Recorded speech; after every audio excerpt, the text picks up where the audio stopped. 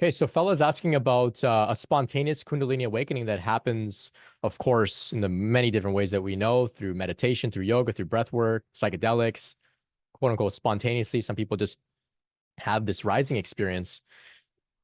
There are also some astute travelers of the path that have the skill and ability to offer what's called Shaktipat, which is the transmission of Shakti, which is the ability to stimulate or activate or awaken the Kundalini in an individual. And so these are the images you may see of a guru, touching somebody on the forehead and they're going into a sort of seizure and the Kundalini is awakening, or they're, zapping them with their eyes. That's the Shaktipat type experience.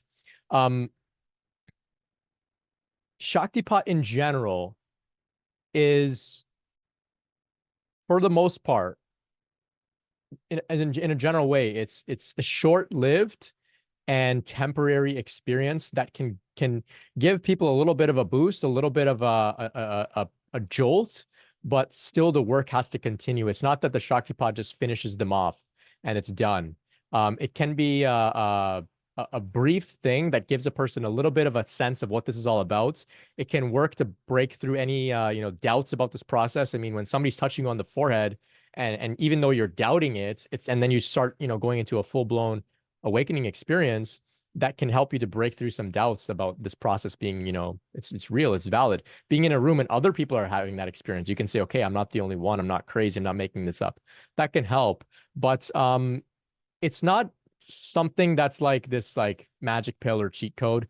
It's just a tool that we can use now and then when appropriate and necessary, but it's not something that we should be too fixated on or attached to. Often people go multiple times for Shaktipat, and that tells you all that you need to know. Why? Why are they going multiple times? Because it's not the only thing that's going to help you. You have to still go through the journey, do all the same work that all of us are doing here anyway. The same work applies. So this is something you can keep in mind. Shaktipat, yes, it's a real thing, but if your Kundalini is awakened, you just have to work with it within the context of your awakening, and no need to actively seek out Shaktipat. If you're called to it, you're drawn to it, by all means, explore.